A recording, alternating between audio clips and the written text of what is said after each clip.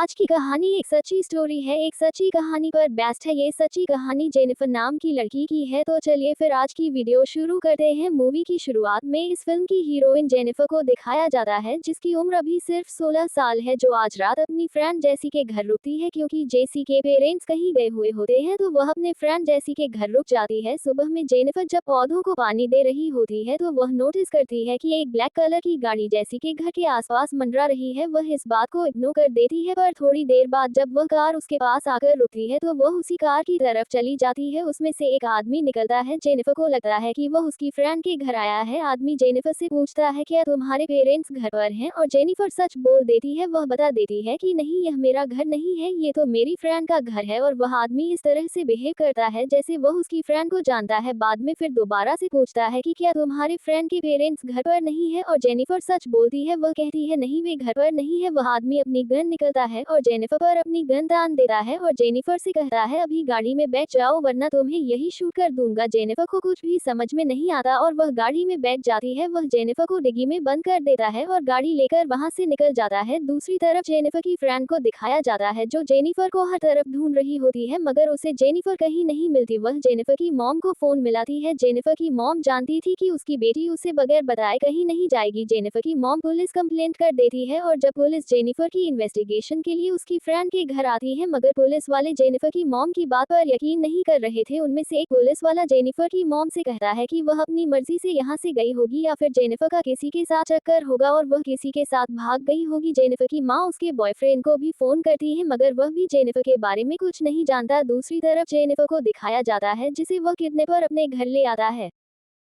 दूसरी तरफ जेनिफर को दिखाया जाता है जो किडनैपर से बचकर भागना चाहती है, मगर वह जेनिफर को पकड़ लेता है, मगर ऐसा कुछ नहीं हुआ होता। दरअसल ये सब जेनिफर सोच रही होती है। वह इतनी डर चुकी होती है कि वहां से भाग नहीं पाती। किडनैपर जेनिफर को अपने घर ले आता है। वह आदमी जेनिफर से इन्वेस्टिगेशन करना शुरू कर देता है। वह उसके बारे में, उसकी फैमिली के बारे में, उसका फोन नंबर, एड्रेस, सब कुछ पूछना शुरू कर देता है और जेनिफर सब बताने लगती है। वह आदमी जेनिफर से कहता है कि तुम्हें वही करना होगा जो मैं कहूंगा। तुमने अगर कोई भी चालाकी की, क्या यहाँ से भागने की कोशिश की, तो मैं तुम्हें गोली मार दूंगा। इसके बाद वह आदमी जेनिफर के साथ कुछ ऐसा करता है जो शायद वह कभी नहीं भूल पाएगी। सब कुछ हो जाने के बाद जब जेनिफर होश में आती है तो उसे रूम में लड़कियों की कुछ चीजें दिखाई देती है, जिसे देखकर वह समझ जाती है इस घर में और भी लड़कियां हैं। इसके बाद वह आदमी जेनिफर को बाहर लॉन्च में ले आता है और जेनिफर सोचना शुरू कर देती है, मगर वह आदमी जेनिफर को अकेला छोड़ ही नहीं रहा था। जेनिफर सही मौके का इंतजार करती है और उस आदमी से उसके बारे में जानना शुरू कर देती है। वह इस तरह रिएक्ट करती है जैसे इन सब चीजों का उसे पर कोई फर्क नहीं पड़ रहा, उसे मजा आ रहा है। वह आदमी अपना नाम टोनी बताता है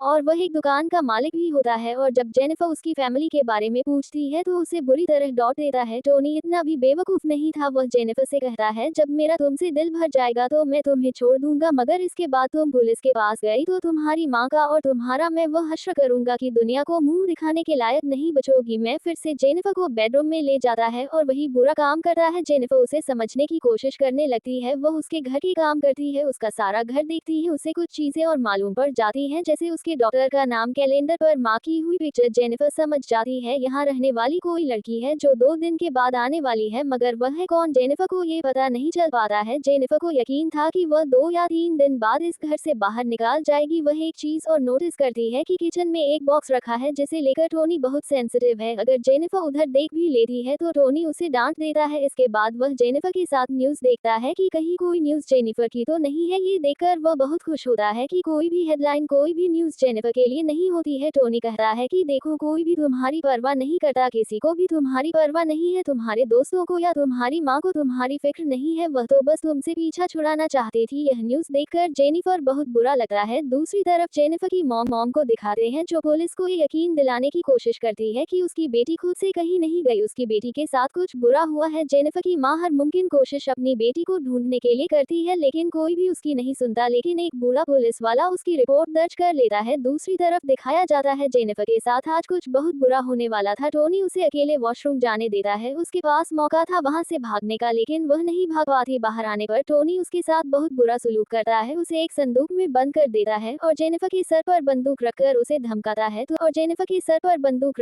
धमकाता है। तुमने यहाँ से भागने की कोशिश की तो जो वीडियो मैंने तुम्हारी बनाई है उसे मैं लिख कर दूंगा। और वह टोनी जेनिफर को इतना टॉर्चर करता है कि उसे पैनिक अटैक आ जाता है, जिससे वह बेहोश हो जाती है। उसके बाद टोनी उसे एक पेन किलर देता है ताकि वह जल्दी ठीक हो जाए। अगली सुबह जब जेनिफर की आंख खुलती है तो वह अपने आप को टोनी के बिस्तर पर पाती है और उसके हाथ पैर बंधे हुए होते हैं। वह टोनी की तरफ देखती है जो अभी तक बेखबर सो रहा होता है। जेनिफर बगैर कोई आहट किए अपने आप को खोलने की कोशिश करती है, जिसमें वह कामयाब हो जाती है। जेनिफर गेट की तरह भागती है और बहुत मुश्किल से गेट खोलकर बाहर निकल जाती है। जेनिफर तरह सीधी रोड की तरफ भागती है।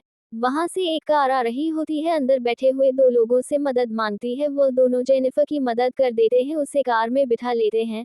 अगले सीन में जेनिफर को पुलिस स्टेशन में दिखाया जाता है। वहां पर सब उसके साथ इस तरह का बिहेव कर रहे होते हैं जैसे वह कोई मुजरिम हो। जेनिफर पुलिस को सब कुछ बताती है। वह कहती है वह पिछले 18 घंटे से गायब है और आप लोग क्या कर रहे हैं। पुलिस उसकी मॉम को भी कॉल करके बुला लेते हैं, पर सबसे ज्यादा जरूरी था टोनी को पकड़ना, इसलिए जेनिफर को लेकर पुलिस टोनी के घर जाती है ताकि उसे पकड़ सके। पुलिस वाले टोनी के एक नेबर से पूछताछ करते हैं, मगर वह ऐसे किसी भी बंदे को जानने से मना कर देता है और जेनिफर टोनी की पहचान बताती है। पुलिस वाले टोनी के घर की तलाशी लेते हैं। पुलिस को जेनिफर को अपार्टमेंट में रह रहे सभी लोगों की पिक्चर्स दिखाती है जिससे कि टोनी की पहचान हो सके और जेनिफर टोनी को पहचान जाती है। जेनिफर को पता चलता है टोनी का असली नाम रिचर्ड है और वह यहाँ अपनी पत्नी के साथ रहता है। पुलिस वाले घर की इन्वेस्टिगेशन करने लग जाते हैं। जेनिफर की बताई हुई एक बात सच होती है, उन्हें वह बॉक्स भी मिल जाता है जिसका जिक्र जेनिफर ने पुलिस से किया होता है। जब पुलिस उस बॉक्स को खोलती है तो पुलिस के होश उड़ जाते हैं क्योंकि जेनिफर पहली विक्टिम नहीं थी। इससे पहले भी रिचर्ड बहुत सारी लड़कियों को अपना शिकार बनाकर उन लड़कियों को मार चुका है। जेनिफर की मॉम पुलिस स्टेशन आ जाती है, जिन्हें देखकर जेनिफर उनके गले लग जाती है और रोने लगती है। एक लेडी ऑफिसर जेनिफर से डिटेल्स में सब कुछ पूछती है, जिसे वह पूरी डिटेल्स के साथ लेडी ऑफिसर को सब बता देती है, जैसे कि उसने क्या क्या देखा। यहाँ तक कि जेनिफर को टोनी के फैमिली डॉक्टर का नंबर तक याद होता है, जो देखकर जेनिफर की मॉम शॉक्ड हो जाती है। उन्हें यकीन नहीं हो पाता कि उनकी बेटी इतनी बड़ी हो गई है। दूसरी तरफ जेनिफर को अस्पताल लाया जाता है, ये पता करने के लिए कि कहीं उसे कोई इंजरी तो नहीं हुई। डॉक्टर बताती है कि कोई इंजरी नहीं है, मगर उन जख्मों का क्या जो जेनिफर को अंदर लगे हैं, जिन्हें कोई नहीं भर सकता, जिसका दर्द जेनिफर को पूरी जिंदगी सताता रहेगा। कुछ घंटे के बाद पुलिस को रिचर्ड के बैकग्राउंड के बारे में पता चल जाता है और पुलिस रिचर्ड की मां के घर पहुंच जाती है। उन्हें रिचर्ड की ब्लैक कलर की कार भी मिल जाती है और उसकी वाइफ रीना भी। रिचर्ड की वाइफ को यकीन नहीं होता कि उसका हस्बैंड ऐसा कुछ कर सकता है। वह बार बार पुलिस से यही कहती है कि उसका हस्बैंड ऐसा कुछ भी नहीं कर सकता है, पर जब उसकी बहन से सवाल पूछे जाते हैं तो वह पुलिस को बता देती है कि उसकी बात कल रिचर्ड से हुई है। वह बता रहा था कि वह एक होटल में है। पुलिस वहां जाती है लेकिन रिचर्ड वहां नहीं मिल पाता। अब जे और वह कुछ भी कर सकता है। अब जेनिफर इन सबसे परेशान होने लगती है। जेनिफर के घर कोई ना कोई आता रहता है, हर तरफ बस पुलिस वाले घूमते रहते हैं, जो जेनिफर को पसंद नहीं है। जेनिफर को लोग ये बार बार यह एहसास दिला रहे हैं कि वह एक विक्टिम है। एक दिन का जेनिफर घर के बाहर खड़ी होती है, तभी वही बूढ़ा पुलिस वाला आकर जेनिफर से मिलता है, जिसने जेनिफर की मॉम से कहा था कि वह किसी लड़के के साथ भाग गई है और आज भी वह जेनिफर से ऐसी बात कर रहा था जैसे वो एक विक्टिम है। जेनिफर कहती है अगर उन्होंने अपना काम सही ढंग से किया होता तो आज वह इस हाल में नहीं होती। जेनिफर बस यही चाहती है कि उसकी जिंदगी पहले की तरह नॉर्मल हो जाए। इसके बाद जेनिफर अपने बॉयफ्रेंड का मैच देखना जाती है क्योंकि अब जेनिफर से घर में नहीं रहा जा रहा था, क्योंकि अब वह घुट घुट कर नहीं जीना चाहती थी। इसके बाद पुलिस को खबर मिलती है कि रिचर्ड सिटी में आ रहा है। पुलिस चारों तरफ अपना जाल बिछा देती है और रिचर्ड पकड़ा जाता है कोर्ट रॉयल्स और खुद पर होने वाले अत्याचार के डर से वह अपने आप को शूट कर देता है, क्योंकि बात जब अपनी आती है तो सबको डर लगने लगता है। मगर उसकी इतनी आसान मौत से जेनिफर खुश नहीं थी, क्योंकि वह चाहती थी जो रिचर्ड ने उसने साथ किया उसकी सजा वैसे ही हो। उसके बाद वही ऑफिसर आता है और जेनिफर के पास आकर बैठता है। ऑफिसर कहता है शायद ये सब कुछ बहुत जल्दी हो गया, मगर यह सब तुम्हारे लिए अच्छा है। तुम्हारे साथ सब कुछ सही होगा क्योंकि तुम एक बहादुर लड़की। और जेनिफर सोचती है कि उसे कितने साल लगेंगे ये सब कुछ भूलने में। इसका जवाब जेनिफर को भी नहीं पता था, क्योंकि यह उसकी कुछ ऐसी यादें थी जो कभी भी भूली नहीं जा सकती। इसके बाद जेनिफर अपनी मॉम से कहती है कि वह कोशिश करेगी और करके दिखाएगी, क्योंकि वह एक बहादुर लड़की है, डरपोक नहीं है। और यह फिल्म यहीं पर खत्म हो जाती है। दोस्तों, ये कहानी सच्ची घटना पर आधारित है। सन 2002 में अमेरिका में हुई सच्ची घटना पर आधारित है।